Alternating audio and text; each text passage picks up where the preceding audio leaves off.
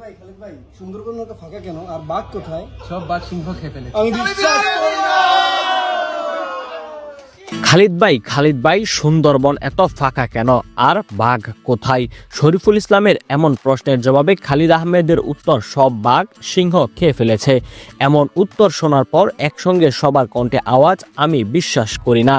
গতকালকে খুলনা টাইগার্সকে 2 উইকেটের ব্যবধানে হারিয়ে বিপিএল ফাইনালে ওঠার পর চিটাগাং কিংসের খেলোয়াড়েরা মজা করে এমন একটি ভিডিও তৈরি করেন।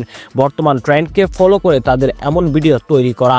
সবাইকে আনন্দে মেতে উঠতে দেখা যায় এই ভিডিওতে। অবশ্য আনন্দ হবেই বা না কেন, গতকাল যে তারা এক রুদ্ধশ্বাস ম্যাচে জয় পেয়েছে।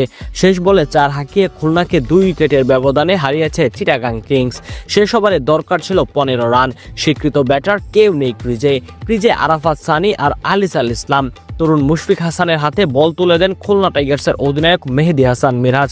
প্রথম বলে বাউন্ডারি আর দ্বিতীয় বলে 2 নিয়ে ম্যাচ জমিয়ে তোলেন আরাফাত সানি। 4 বলে তখন লাগে 9 রান। তৃতীয় বলে রিটায়ার্ড হার্ড হয়ে ফিরে গিয়েছিলেন আলিসাল ইসলাম। পরে নেমেই বাউন্ডারি হাঁকান শরীফুল ইসলাম।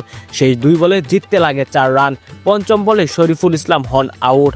তখন চিটাগাংয়ের জয়ের জন্য প্রয়োজন 1 বলে 4 রান। শেষ বল খেলতে আবারও আলিসাল ইসলাম রিটায়ার্ড হার্ড থেকে ফিরেন মাঠে। শেষ বলে বাউন্ডারি হাঁকিয়ে তিনি চিটাগাং কিংসের জয় নিশ্চিত করেন। তাই তো এমন রোমাঞ্চকর জয়ের পরই এমন রোমাঞ্চকর ভিডিও। ভাইয়েরা, আগামীকাল বিপিএল ফাইনালে ফরচুন বরিশাল এবং চিটাগাং কিংস এই 2 দলের মধ্যে কোন দল চ্যাম্পিয়ন হবে বলে আপনারা মনে করছেন তা আমাদেরকে কমেন্ট করে জানায়েন।